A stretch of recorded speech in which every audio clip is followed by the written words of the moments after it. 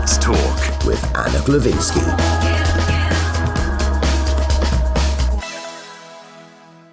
And I'm joined in the studio by Mr. Grumps himself, who's just told me that what he's going to be talking about isn't very negative, which is disappointing. Is that the truth? Yeah, everything I say is the truth. Near enough. Hear the way we laugh. Right. So what are you going to be kicking off with today? You've got some complaints? I'm going to talk about Spanish cakes. Okay. Right, because Spanish cakes lie. They can't talk? Well, no, but by representation. Okay. Because you look at a Spanish cake in a baker's or wherever you are, a restaurant, and it looks so great. If you like cakes, they're thick, high stacked of cream, beautiful toppings. But when you eat them, I think I know what you're going to say. It's just like this processed something that once was something else, and like it just disappoints. It's like the pastry just disintegrates into flaky. It's the flakiness of them. I've had this same conversation. You know, I've had this grump and this complaint myself many times already. So I'm really glad that you brought it up, because it is you bite into it and it flakes away, and I don't feel like a cake. Yeah, should flake. And then not the Dunkin' Donuts, which is sort of a licensed thing, so they have to be a certain thing. But if they go into any cake shop and you see a donut-looking thing, you could spend half a day looking for the filling.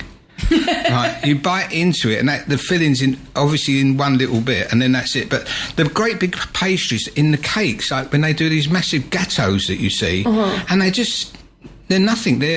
So what's that one? Well, that's cheesecake. No, it's not. It's cheese mousse, or it's not even cheese. It's just sort of disintegrates into nothing. Yeah. Do you know, I know exactly what you're talking about. And when I go into the cake shop and say to my kiddo that he can choose something, I refuse to let him choose those Dunkin' Donuts. It's not even food. I'm like, it's just paper with sugar on it. Yeah, and they do these other things which are just also like the whole Spanish thing of the churros, which is just a big lot of fat. Well, yeah, I quite like a churros, actually. That's where I feel like they've saved themselves. Yeah. With some churros and dunking into dulce de leche. Yeah, but being a diabetic, I'm very fussy about how much cake I can eat. So it's a treat. So when I do get one and it's wrong, then I'm disappointed. Yeah, no, that's understandable. I can empathise with that. Not sure I'm going to be able to empathise on your next topic, where you've got roadworks are on the Paseo again and bikes are now on the pavement. Well, yeah, I mean, look. Unless you're 10 years old or under and you've got stabilisers, keep your bike off the pavement, right? But if you've got no road, where will you go? Well, then you can't. But it's a pedestrian thing. Pavements are made for pedestrians, not bikes, motorbikes in this case, motor scooters, electric scooters. I don't have a lot of problems with bicycles. They're fine. It's the people that ride them. They don't stop at zebra crossings.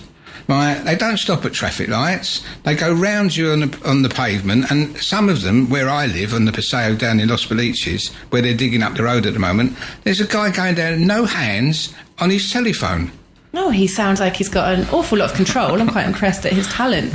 You do realise you're talking to an ex-professional cyclist who used to work in urban mobility for my sins. Of course I do. That's why I put it on the grumps today. Not agree here. No, not agree. I think most people are able to share spaces. You might get annoyed. You might have been annoyed by this guy with his cigarette and his bicycle and his telephone. It's just a footpath. No. But God forbid a kid was to walk out of the restaurant, or was to walk out, or is a dog owner's walking with a pet, and the dog just walks. It's not the fact that he's on the pavement. It's the speed. It's at a speed that is not controllable. They wouldn't be able to stop if an emergency happens. He wouldn't be able to stop. Where if he wants to do that on the road and muck about with cars, then that's up to you, up to him, or whoever wants to be on the bike. In my opinion, you should respect the footpath by its name, which is a footpath for people on feet. And that's not really my biggest one. The worst one is now that the road's closed, the scooters are going down there and the motorbikes. And, of course, the other scooters where they, the little, what I would call it an electric child scooter. Yeah, they're so popular now. Yeah, but they're also lethal. They're going down and weaving in and out of people. I just think it's dangerous. Do you know, you say the word lethal, and I think they actually are. There's been some statistics out about them, and they are one of the deadliest forms of transport. Yeah, but when I moaned about this or grumped about this, it must have been 4 or 5 years ago, right? And I also write for a newspaper, Euro Weekly News. Oh, yeah. And when I wrote about it originally, I got a phone call from the advertising department saying that they might not be able to put my article in this week because these scooter companies were very big advertisers. Right? And I thought, well, that's fine. Okay, so, no one's going to acknowledge the day. Now, after many years, the newspaper, that doesn't have the advertisers in there anymore, is now saying that these things should be banned because they are absolutely lethal. Yeah, do you know what? And genuinely, the science and the numbers say that they are. I mean, at night, when you might just vaguely see a little blinking light somewhere, or even worse, no lights at all. And then what do you do? I mean, it's terrible. Anyway, it's just the fact that when roadworks happen, it doesn't open the footpaths and pavements to everybody who's on a bike, motorbike, scooter. You have to find a different way. You might have to get off your bike and push it. Yeah, or go slowly. Because they are called push bikes. Pushing those pedals. All right, next story before we fall out. We're never going to fall out. I know. Yeah, so what have we got here? Hugh Edwards has gone nuts. Well, I just think, with this Hugh Edwards thing, look, what he's done is the lowest form of pond life, as far as I'm concerned. It's, he's vowed by this. I'm a newsreader. I'm a very important person. Blah blah blah, and he's got nicked for child pornography, and not got a prison sentence. Has not got a prison sentence. It's got 6 months something or other, and he's not going to go to jail. Whereas you've got people, rightly, rightly or wrongly, making stupid statements on Twitter. I mean, they are silly statements. I don't agree with them. Yeah, but they definitely don't deserve to get pulled out of their home and finish up in prison for 2 years for writing something or cutting and pasting something on Twitter. There's got to be. I guess there's some consistency, doesn't there?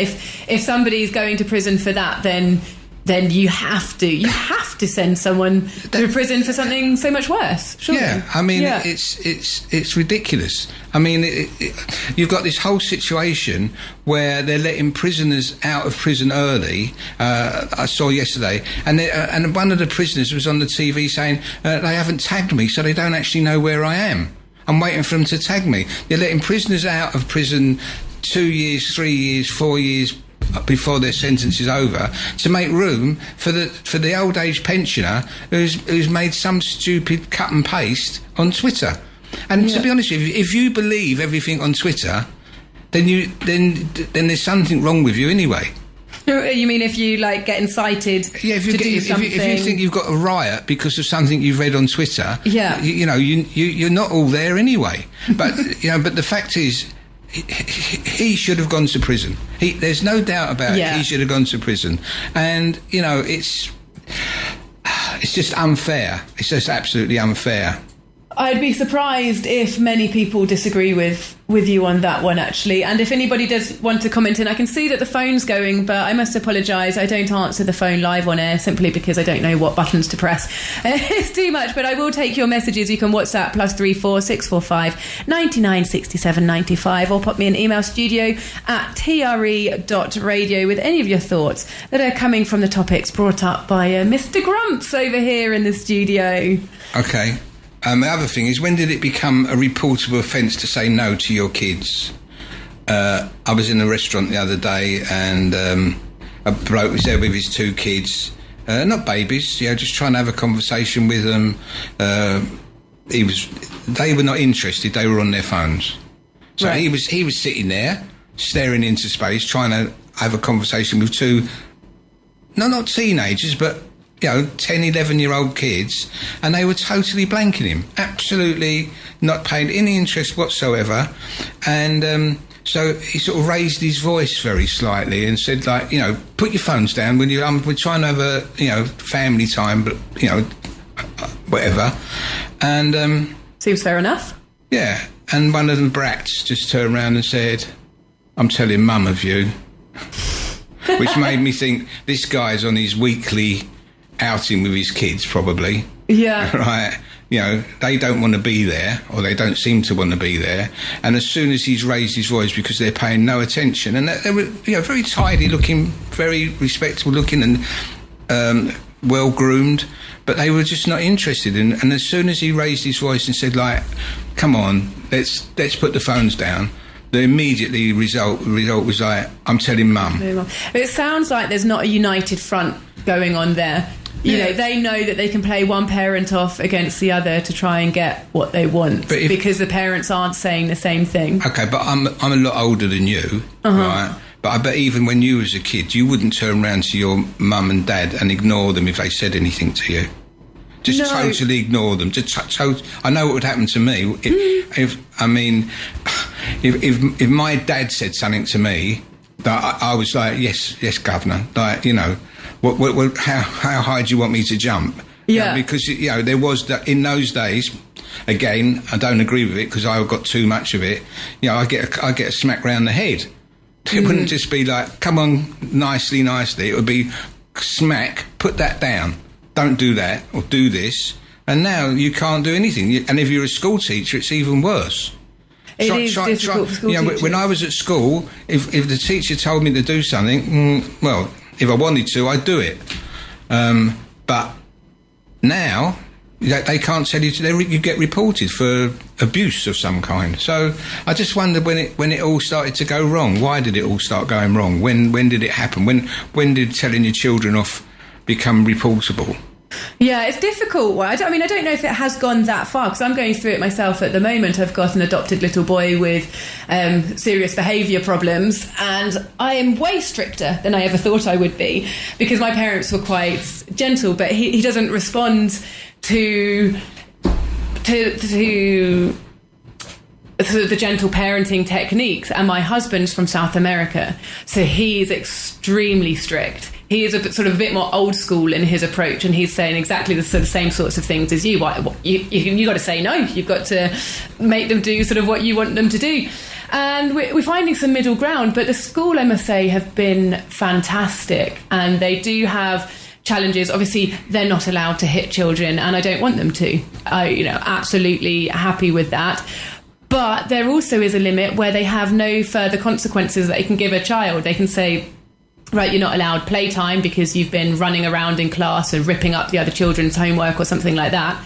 And then beyond that, if that doesn't work, there's nowhere else they can go. They, like you say, they're a bit stuck. They have no further discipline or consequences that they can administer. You're limited. You're limited to everything you can do. You can't.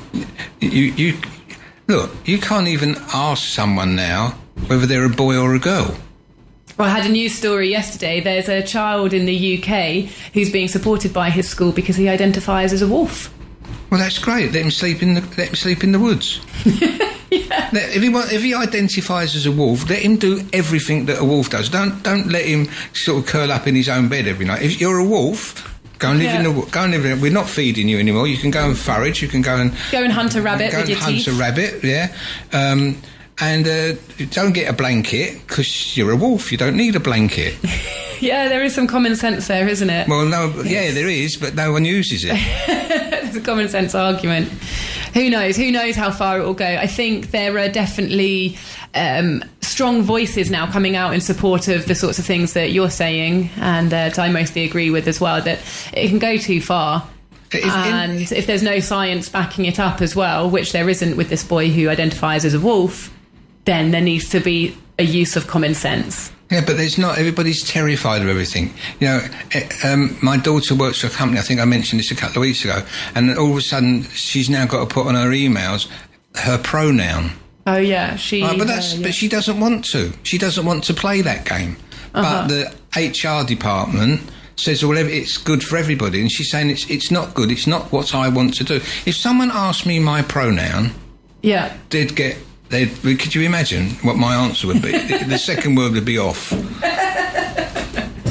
That's what I identify as. You identify as a grump. A grump. Yeah, well, yeah. But that's what listen, I've been doing this now for 6 years on the radio and in the newspaper.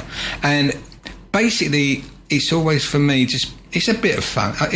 There's certain things which really makes me grumpy, but I don't actually write about them because I feel so strong about them that I'd actually get into a real row. Yeah. This, I don't feel that's, it's just, for me, it's a bit of fun and we get on with it. I mean, like, for instance, what I think is quite important this week is, as I'm an old age pensioner, I'm 75 now. Oh, congratulations. Right? Thank you very much.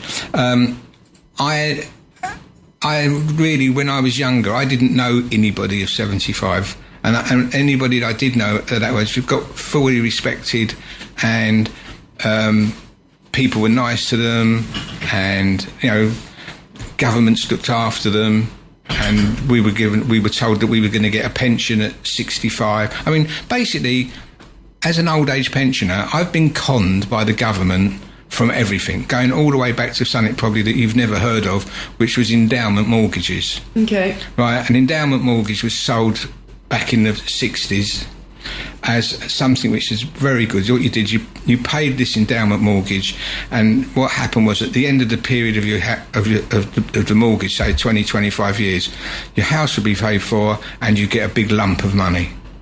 So people were sold these endowment mortgages. They were more expensive than normal mortgages, but you got a big payoff at the end. Right.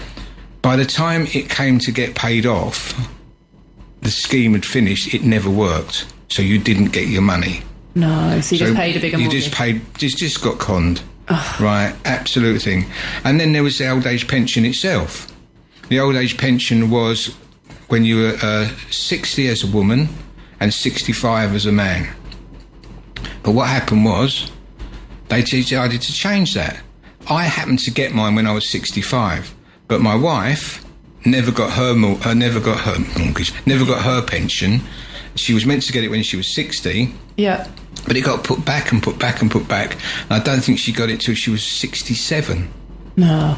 So, so what you do is you plan your life, like, okay, I can retire when I'm 60. I've got X, Y, Z coming in. Then my wife will retire and she's got X, Y. We can live on that. But then all of a sudden you've got to find an extra 5 or 6 years' money because you've been conned by the government. And this is it. So we've been told now, not that it affects us in Spain, about the heating allowance. Right, yeah. So there's a heating allowance. I can't remember it. I think it's £200 or £300. Oh, and by the way, it doesn't affect us here in Spain anyway, because we don't get it as British pensioners because you've moved. Well, no, because it's hotter in Spain. If I lived in Italy, I'd still get it. Oh, really? Yeah, that's how crazy these things are. If I lived in Italy, right, I would still get my heating allowance. Right, I'm fortunate. I don't need it. Right, yeah, but. Why would you stop giving pensioners their heating allowance? Why would you take it away? Why would you spend millions and billions and trillions on giving money to other countries,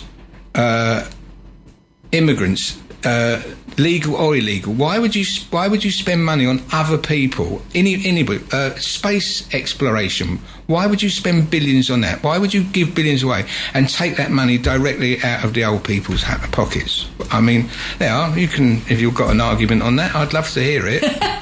Well, I think, with like space exploration, you don't know where it's going to go. I think you learn so much by exploring the future and the past as well. What, at the expense of an old age pensioner? I guess. I don't know. Yeah, I don't do the budgeting. What you learn from Mars is that you can't live there. Right? We don't know that. Well, we don't know okay, that. but actually, I don't think a lot of people care. They probably care more than that their granny's not going to get there. Yeah, the granny's cold. Their granny's cold. Maybe they just don't want old people living anymore, so as long as they do. I mean, they had their best go with COVID. That didn't work. It killed a lot of us, but not all of us. But, I mean, life expectancy is high. It's higher than it's ever been. And that's the problem. What are we going to do about it? Well, that's the problem, because they haven't made a reserve for it. Talk about this bit of motorway from Birmingham to Manchester. How much does that cost? And it's not going to happen. You know what I'm talking about? No. There's a motorway. Someone will tell me. Can't remember the name of it. You're going to have to wrap it up quite quick, actually, because we're running out of time. But tell us a little bit about this motorway, because I've got some ad breaks to get in. Well, it started off at something like 700 billion, and it's now like a million, billion, trillion, and it's not going to happen. It's not going to happen. So they've spent all this money on this motorway that's not going to exist, and still the pensioners are not going to get their heating allowance. Yeah, it's pretty mental, isn't it? Yeah, it's pretty mental. Right, well, like I say, we're going to have to wrap it up there. We've got an ad break to go to, but thank you so much for talking to us today. No problem. It's been a laugh.